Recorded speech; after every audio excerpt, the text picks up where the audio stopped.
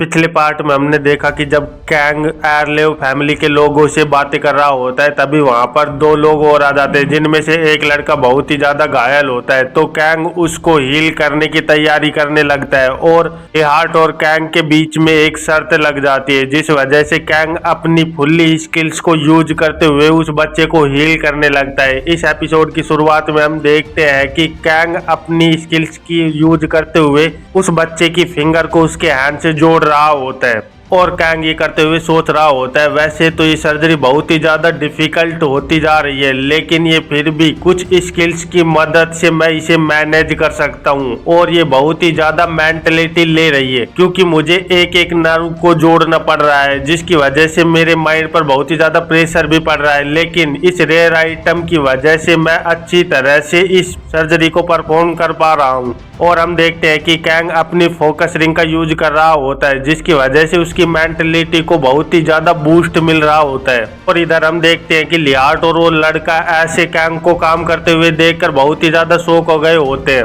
लेकिन अचानक से कैंग बहुत ही ज्यादा घबरा जाता है क्योंकि वो जैसे ही अपनी स्टेटस विंडो को देखता है तो उसका स्टेमिना लगभग खत्म होने वाला होता है और वो देखता है कि अभी उसके हाथ को जोड़ने में जिस स्किल का यूज वो कर रहा होता है उसमें स्टेमिना की बहुत ही ज्यादा जरूरत होती है। तो कैंग अपने स्टेमिना को देखते हुए कहने लगता है बस थोड़ी सी देर और थोड़ी देर में मेरा काम खत्म हो जाएगा। तभी हम देखते हैं कि कैंग अपने उस माना थ्रेड को तोड़ते हुए कहने लगता है बस अब ये काम खत्म ही हो गया है लगभग। और हम देखते हैं कि कैंग ऐसा बोलते हुए उस हाथ को जोड़ देता है। तो ये देखकर वो लड़का और लियार्ट बहुत ही ज्यादा शॉक हो जाते हैं। लियार्ट तो ये देखकर कांपने लगता है और वो लड़का कहने लगता है ये तो वापस जुड़ गई, सच में आप बहुत ही ज्यादा अच्छे हीलर हैं। तो कैंग अपने स्टेमिना को देखते हुए कहने लगता है ये बहुत ही ज्यादा क्लोज था क्योंकि अगर ये सर्जरी थोड़ी सी देर और चलती और मेरा स्टेमिना खत्म हो जाता तो मैं पक्का ही यहाँ पर बेहोश हो जाता और फिर मैं इसमें कुछ नहीं कर पाता। फिर कैंग एक स्टेमिना पोशन को पीकर अपनी एनर्जी को वापस से रिकवर करने लगता है। उसके बाद वो अपनी फुल्ली रिकवर्ड स्किल को यूज करते हुए उस लड़के को पूरी तरह से हील करने लग जाता है और जैसे ही वो इसको पूरा करता है तो कहने लगता है अब ये काम खत्म हो चुका है, कि घाव जल्दी ही भर जाएंगे, इसलिए तुम्हें ज्यादा चिंता करने की जरूरत नहीं है। ये सुनकर लियार्ट गुस्से से बहुत ही ज्यादा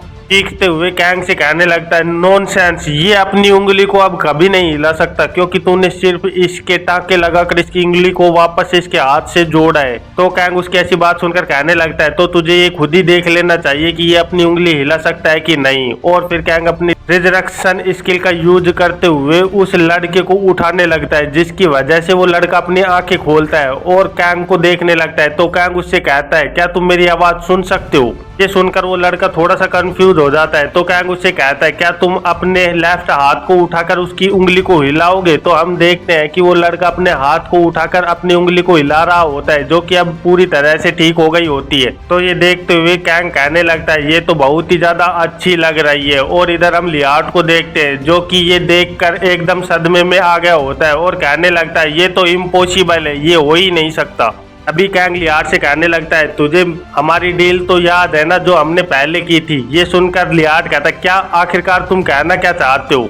तो कैंग लियार्ट से कहता है क्या तू भूल गया? हमारी डील के मुताबिक तुझे मुझे नेकलेस ऑफ फॉर्चून देना है और काम को वॉलेंटियर करना है। ये सुनकर लियार्ट और भी ज्यादा गुस्से में आ जाता है और वो चिल्लाते हुए कहने लगता है आखिरकार तेरे जैसे क्वैक हीलर की हिम्मत कैसे हुई ऐसे करने की? और हम देखते हैं कि वो जल्दी से अपने नेकलेस ऑफ फॉर्चून को निकालकर जमीन पर गिराते हुए कहने लगता है ये लो ठीक है। और ये कहते हुए लियार्ट वहां से बाहर जाने लगता है। तो कैंग उसे जाते हुए देखकर कहने लगता है सच में ये बहुत ही ज्यादा क्लासी आदमी है। और फिर वो उस नेकलेस को अपनी ऑब्जर्व आई से ऑब्जर्व करने लगता है। तो उसे पता चलता है कि उस नेकलेस की वजह से इक्विप करने वाले आदमी का लक बढ़ जाता है। तभी वो लड़का अपने भाई को चेक करते हुए कैंग से कहने लगता है डॉक्टर कैंग आपका बहुत ज्यादा धन्यवाद, लेकिन क्या आपको लगता है कि लियार्ट अपने शब्दों पर अड़ा रहेगा? ये सुनकर कैंग कहने लगता है हाँ मुझे पूरा विश्वास है क्योंकि एक एरलेव हाउस का लॉर्ड बहुत ही ज्यादा स्ट्रिक्ट आदमी होता है, इसीलिए तुम्हें सिर्फ इस बात को बाहर फैलाना है कि अगर तुम स्क्वायर पर जाओगे तो तुम वहां पे फ्री हीलिंग और खाना भी ले सकते हो। इसीलिए सभी लोग वहां पर जाएंगे और लियार्ड को उसे हील करना ही होगा। यहाँ से सीन कट होकर हमें इनका सीन दिखाया जाता है, जहाँ पर वो इन वाली लड़की कह रही होती है, डॉक्टर कैंग क्या आपने न्यूज के बारे में सुना? तो कैंग उससे पूछने लगता है, आखिरकार तुम किस न्यूज के बारे में बात कर रही हो? तो वो लड़की बताने लगती है, एयरलेव हाउस के यंग मास्टर ने स्क्वायर के ऊपर एक फ्री क्लिनिक खोल ली है और इसीलिए वहां पर बहुत ज्यादा लोग इकट्ठे होते जा रहे हैं, क्योंकि वो लोग खाना भी मुफ्त में दे रहे हैं। तो कैंग ये सुनते हुए कहने लगता है, ओह ये तो बहुत ही ज्यादा अच्छी बात है। तो वो लड़की कहती है, लेकिन इसकी वजह से तुम्हारा बिजनेस बहुत ही ज्यादा घाटे में जा सकता है, क्या तुम्हें ऐसा नहीं लगता? तो कैंग उससे कहने लगता है, मुझे इससे कोई फर्क नहीं पड़ता, क्योंकि मुझे तो सिर्फ इतना चाहिए कि लोग ठीक हो जाए और उन्हें कौन ठीक करता है उससे मुझे कोई फर्क नहीं पड़ता। तो वो लड़की कैंग को देखते हुए सोचने लगती है, सच में इसका हार्ट बहुत ही ज्यादा वार्म है। और फिर कैंग उस पटेटो की बास्केट को निकालते हुए जूलिया को देते हुए कहने लगता है, और जूलिया ये मैं कुछ पटेटो आज तुम्हारे लिए लेकर आया हूँ। तो उसे देखकर जूलिया बहुत ही ज्यादा खुश हो जाती है और कहने लगती है, जी तुम्हें ज्यादा चिंता करने की जरूरत नहीं है, मैं इन्हें इतनी अच्छी तरह से पकाऊंगी कि तुम्हें इन्हें खाकर बहुत ही ज्यादा बेटर फील होगा। और वो जूलिया को इसके लिए थैंक्स कहता है। उस आज के कमाए हुए पॉइंट से 10 स्पिन्स मिलती हैं और जब वो उन्हें यूज करता है तो उससे उनके स्टैट्स बहुत ही तेजी से बढ़ने लगते हैं, जिन्हें देखकर कैंग बहुत ही ज्यादा दुखी हो जाता है और वो कहने लगता है, क्या ये बहुत ही ज्यादा पॉइंटलेस है, क्योंकि इसकी वजह से सिर्फ मुझे +1 स्टैट्स मिलते हैं। और कैंग उन विंडोज को देखते हुए कहने लगता है, क्या मैं इतना भी सपोज नहीं कर सकता कि मुझे लगातार कुछ स्किल्स मिलती रहे, लेकिन फिर भी चलो ठीक है, मुझे इसकी वजह से एक क्रिस्टल ऑफ वाइटलिटी और एक इन्वेंट्री एक्सपेंशन टिकट मिल गई है, जिसको मैं अपनी इन्वेंट्री को बढ़ाने के लिए यूज कर सकता हूँ। और हम देखते हैं कि कैंग उस टिकट को यूज करने लगता है और जैसे ही उस टिकट को कैंग यूज करता है तो उसके सामने स्टेटस विंडो आती है, जो कि उसे बताती है इन्वेंट्री के अंदर एक फ्री स्लॉट ओपन कर दी गई है।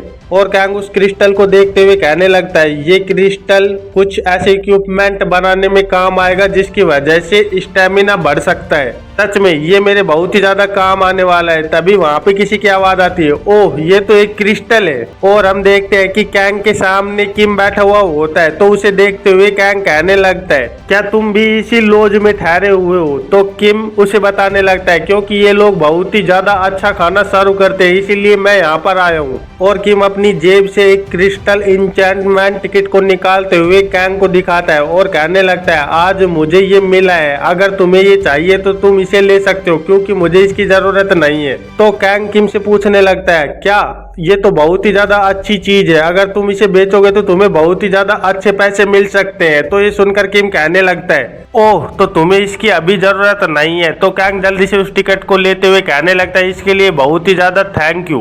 तभी हम देखते हैं कि किम की नजर कैंग की अंगूठी पर पड़ती है और वो कहने लगता है, क्या तुम अभी भी इस रिंग को पहने हुए हो? क्या तुम इसे रखने वाले हो? तो ये सुनते हुए कैंग उसे बताने लगता है, और नहीं, इसे मैं किसी चीज के लिए बस यूज कर रहा था, इसलिए मैंने इसे रखा हुआ है, वैसे मैं इसे जल्दी ही बेच दूंगा। वैसे भी ये बहुत ही ज्यादा कीमती है, इसीलिए मैं इसे किसी को भी ऐसे ही नहीं बेच सकता। तो ये सुनते हुए किम थोड़ा सा सीरियस हो जाता है और फिर कैंग को कहने लगता है, क्या तुम्हें कोई रिकमेंडेशन चाहिए? तो कैंग भी उसकी इस बात को मान लेता है। और फिर यहाँ से सीन कट होकर हमें वेपन शॉप का सीन दिखाया जाता है, जहाँ पर कैंग अंदर आते हुए बोल रहा होता है, एक्सक्यूज मी, क्या यहाँ पे कोई है? और सोच रहा होता है ये ज्यादा बुरा नहीं हो सकता, क्योंकि इसे किम ने रिकमेंड किया है, इसीलिए बहुत ही ज्यादा अच्छी शॉप होनी चाहिए। और तभी हम देखते हैं उस शॉप ओनर को, जो कि कैंग को देखते हुए उसे ग्रीट करने लगता है। और कैंग उससे कहने लगता है, मैं यहाँ पर कुछ बेचने आया हूँ। और फिर वो अपने नेकलेस ऑफ फॉर्चून को निकाल कर टेबल पर रख देता है और कहने लगता है, ये crystal of necklace of Fortune है। नेकलेस ऑफ फॉर्चून को देखकर शॉपकीपर कहने लगता है, लेकिन ये तो क्रैक हो चुका है, इसलिए इसकी इतनी ज्यादा कीमत नहीं है। तो कैंग ये सुनते हुए पीछे की बात याद करने लगता है, जबकि लियार्ड ने उस नेकलेस को बड़ी ही रैशली जमीन पर फेंका था। और सोचने लगता है, सच में ये लियार्ड सच में बहुत ही ज्यादा बड़ा बास्टर्ड है, जो कि इतनी ज्यादा कीमती चीज को डिस्ट्रॉय कर दिया। लेकिन तभी शॉपकीपर कहने लगता है, मैं इस चीज के 3 मिलियन गोल्ड दे सकता हूँ। ये सुनते हुए कैंग अपनी रिंग को निकालकर शॉपकीपर को दिखाने लगता है और कहने लगता है, क्या तुम इसके कितने पैसे दे सकते हो? तो उसे देखते हुए शॉपकीपर कहने लगता है, ओह ये तो बहुत ही ज्यादा रेयर है, और कुछ डॉक्यूमेंट्स को देखते हुए कैंग से कहने लगता है मुझे इसमें थोड़ा सा टाइम लगेगा, इसलिए मुझे थोड़ा सा समय दो। तो ये सुनते हुए कैंग उससे कहता है ठीक है, तुम अपना टाइम ले सकते हो, तब तक मैं यहाँ पर आसपास में चीजों को देख लेता हूँ, शायद इनमें से कोई चीज मुझे पसंद आ जाए। और फिर हम देखते हैं कि कैंग वहां पर वेपन्स को देख रहा होता है, तो उनमें से उसे एक क्रॉसबो दिखाई देती है जो कि एक रेंज वेपन होता है।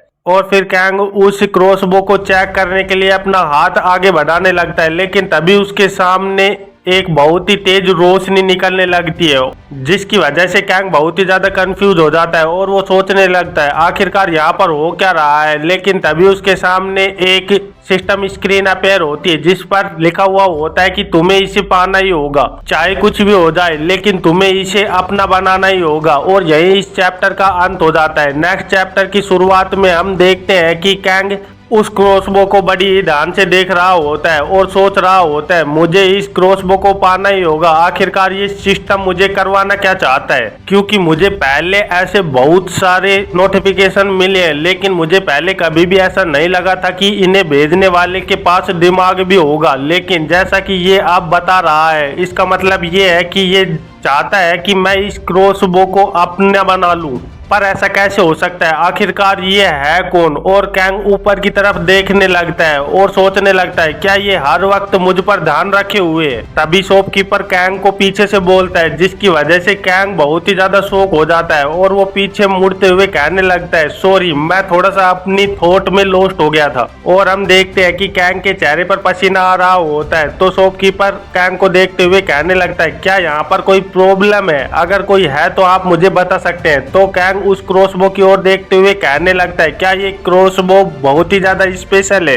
शॉपकीपर कैंग को बताने लगता है आपका मतलब इस क्रॉसबो से है, ये फ्रिया की क्रॉसबो है और ये बहुत ही ज्यादा रेयर है, इसे मैंने कुछ टाइम पहले ही एक रैलिक से लिया है, इसीलिए इसकी कीमत बहुत ही ज्यादा है। और ये बहुत ही ज्यादा अच्छी क्रॉसबो भी है क्योंकि ये क्रॉसबो फ्रिया के कनेक्टिंग पाउच के साथ आती है, जिसकी वजह से तुम जब पाउच के अंदर कोई भी आइटम रखते हो और इस क्रॉसबो को यूज करते हो तो तुम उसकी वजह से उस आइटम को क्रॉसबो से शूट कर सकते हो। ये कहते हुए वो शॉपकीपर उस पाउच के अंदर एक गोल्ड कॉइन डालता है, जिसकी वजह से वो पाउच चमकने लगता है। ये देखकर कैंग भी थोड़ा सा कंफ्यूज हो जाता है और हम देखते हैं कि वो शॉपकीपर उस बो को उठाते हुए फायर कर देता है, जिसकी वजह से वो गोल्ड कॉइन एक एरो की तरह शूट होता है और सामने जाकर टारगेट को हिट कर देता है। इसके बाद वो शॉपकीपर बताने लगता है तुम इसकी वजह से 5 एरो को एक साथ भी शूट कर सकते हो, ये सच में बहुत ही ज्यादा अच्छा है। उस क्रॉसबो को देखते हुए कैंग भी सोचने लगता है सच में ये बहुत ही अच्छा वेपन है और ये मेरे बहुत ही ज्यादा काम भी आ सकता है। तो वो उस शॉपकीपर से पूछने लगता है आखिरकार इस क्रॉसबो की कीमत क्या है। तो वो शॉपकीपर कैंग को बताने लगता है करंटली अगर मैं सोचूं तो इसकी कीमत लगभग 15 मिलियन गोल्ड है। ये सुनते हुए कैंग और भी ज्यादा कंफ्यूज हो जाता है और कहने लगता है क्या ये इतना ज्यादा महंगा है, सच में इस वक्त तो मैं इसको अभी नहीं खरीद सकता। तो शॉपकीपर कैंग को देखते हुए कहने लगता है लेकिन अगर तुम इसे अभी के अभी खरीदते हो तो मैं इसे 14 मिलियन में बेच सकता हूँ, आप इसके बारे में सोच सकते हो। तो कैंग कहने लगता है क्या 14 मिलियन, क्या तुम मुझे बता सकते हो कि मैं उस फोकस रिंग की वजह से कितने पैसे ले सकता हूँ। तो उसे देखते हुए शॉपकीपर बताने लगता है अगर इसे देखा जाए तो इसे रिसेंटली 6.6 मिलियन गोल्ड में बेचा गया है, इसीलिए मैं तुम्हें इतने दे सकता हूँ। तो कैंग ये सुनते हुए सोचने लगता है अगर मैं इस रिंग को और नेकलेस को दोनों को बेच दूं तो इससे मुझे 9.6 मिलियन गोल्ड मिलेंगे और ये इतने नहीं है कि मैं इसे खरीद पाऊं, क्योंकि अगर मैं इसमें अपने इमरजेंसी मनी को भी जोड़ देता हूं तो भी ये 14 मिलियन नहीं होंगे। अभी कैंग कुछ सोचते हुए ऊपर की तरफ देखने लगता है और सोचने लगता है अगर मैं ऐसा करूं तो, और वो ऊपर की तरफ देखते हुए कहने लगता है अगर तुम मुझे देख रहे हो तो क्या तुम मुझे 4 मिलियन गोल्ड सेंड कर सकते हो। पर वहां पर कुछ नहीं होता। तो उसे देखते हुए कैंग सोचने लगता है वैसे मैंने ये सोचा ही था कि ऐसा ही होने वाला है, क्योंकि ये मुझे कभी कुछ नहीं देने वाला। और सोचने लगता है वैसे इसे मुझे कुछ पैसे तो देने ही चाहिए क्योंकि इसी ने मुझे कहा है कि इस क्रॉसबो को खरीद लो, फिर भी ये कोई रिस्पॉन्स नहीं दे रहा है। तभी शॉपकीपर कैंग से कहने लगता है अगर तुम्हारे पास इस वक्त पैसे नहीं है तो मैं तुम्हारे लिए इसे कुछ समय के लिए रोक कर रख सकता हूँ, क्या तुम ये चाहते हो? तो कैंग उसे सुनते हुए कहने लगता है हाँ बिल्कुल, मुझे ये चाहिए, इसलिए मैं चाहूंगा कि तुम इसे कुछ टाइम तक अपने पास रखो, मैं जल्दी ही आकर तुम्हें पैसे दे दूंगा। तो ये सुनते हुए वो शॉपकीपर भी बहुत ही ज्यादा खुश हो जाता है और कहने लगता है वैसे अगर जैसा कि तुमने यहाँ पर सामान बेचा है उस हिसाब से तुम जल्दी ही इतने पैसों का इंतजाम कर सकते हो, इसीलिए ये मेरे लिए प्रॉफिट वाला सौदा है। तो कैंग शॉपकीपर का इतना अच्छा बिहेवियर देखकर सोचने लगता है ओह, इसीलिए किम ने मुझे इस जगह को रिकमेंड किया था क्योंकि वो जानता था कि यहाँ का शॉपकीपर बहुत ही ज्यादा अच्छा है। और फिर कैंग उस शॉपकीपर को इसके लिए थैंक यू कहने लगता है। और फिर हम देखते हैं कि कैंग और वो शॉपकीपर ऐसे ही बातें कर रहे होते हैं जिसकी वजह से वहाँ पे रात हो जाती है। फिर यहाँ से सीन कट होकर हमें एडवेंचरर गिल्ड का सीन दिखाया जाता है जहाँ पर कैंग आकर देख रहा होता है और कहने लगता है मुझे यहाँ पर चीजों को चेक करना चाहिए।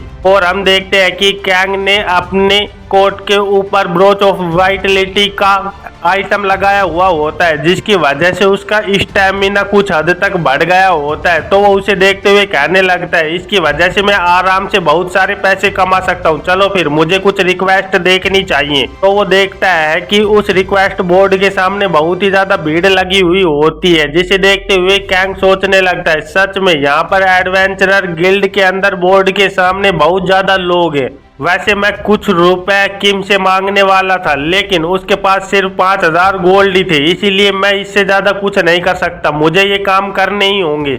और फिर हमें पास्ट का सीन दिखाया जाता है जहाँ पर कैंग और किम आपस में बातें कर रहे होते हैं, जहाँ किम कैंग से कह रहा होता है ओह सच में अगर ऐसा है तो हम जल्दी ही घर जा पाएंगे। तो ये सुनते हुए कैंग उसे कहने लगता है नहीं मुझे विश्वास नहीं है, पर अगर देखा जाए तो वैसे हमें एक लीड तो मिल ही गई है।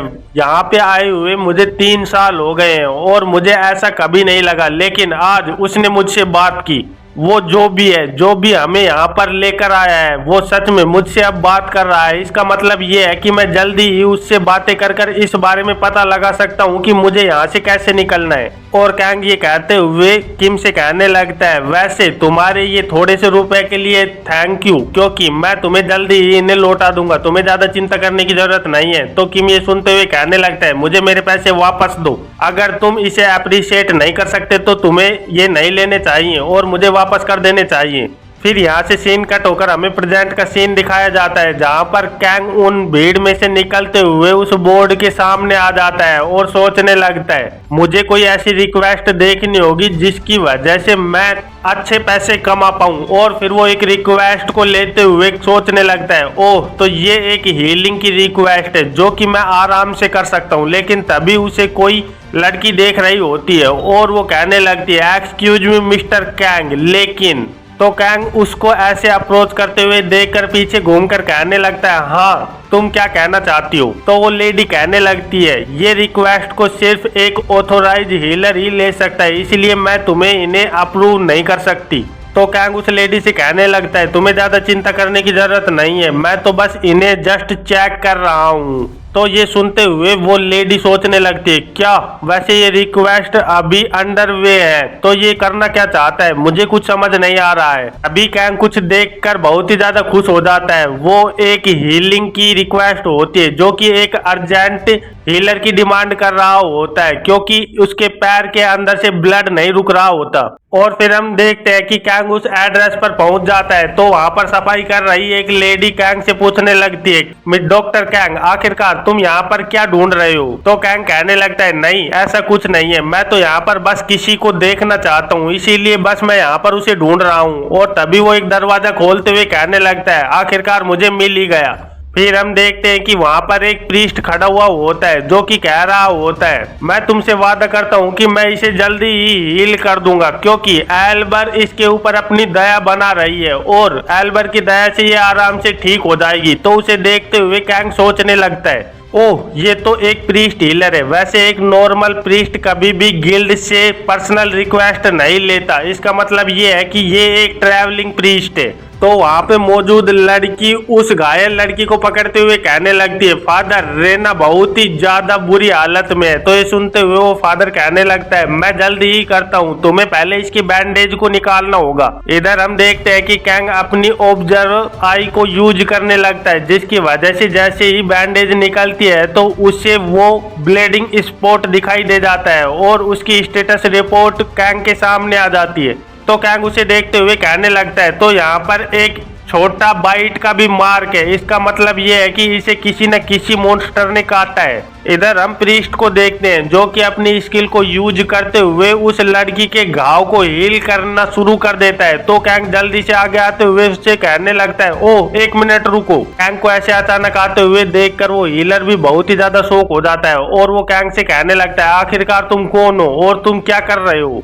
तो कैंग उस प्रीस्ट से कहने लगता है, मेरा नाम शोंगोन कैंग है और मैं एक हीलर हूँ और मैं आपसे माफी मांगता हूँ कि मैंने तुम्हें थोड़ा डिस्टर्ब कर दिया है, लेकिन तुम इसे ऐसी हीलिंग स्किल की वजह से हील नहीं कर सकते, इसीलिए तुम्हें ऐसा कुछ भी नहीं करना चाहिए। तो वो प्रीस्ट कहने लगता है, क्या तुम्हें पता भी है कि मैं कितना ज्यादा अच्छा हीलर हूँ, मैं एक प्रीस्ट हूँ। तो कैंग जल्दी से कहने लगता है, ओह नहीं, मैं तुम्हारी स्किल्स को नीचा नहीं दिखा रहा हूँ, लेकिन जैसा मुझे लगता है वैसा मैं आपको बता रहा हूँ। तभी कैंग के पास में बैठी हुई वो लड़की कहने लगती है, एक्सक्यूज मी, तुमने कहा कि तुम एक हीलर हो, इसीलिए मैं श्योर हूँ कि तुम मेरे साथी की हालत देख ही सकते हो, इसीलिए मैं चाहूंगी कि तुम यहाँ से ऐसी नॉनसेंस बातें करना बंद करो और चुपचाप यहाँ से निकल जाओ, नहीं तो मैं तुम्हें देख लूंगी। तो कैंग उस लड़की से कहने लगता है, मैं तुम्हें बता रहा हूँ कि इस तरह का ट्रीटमेंट इस लड़की के ऊपर कुछ भी काम नहीं करने वाला। और इधर हम देखते हैं कि ये सुनकर वो लड़की बहुत ही ज्यादा गुस्से में आ जाती है।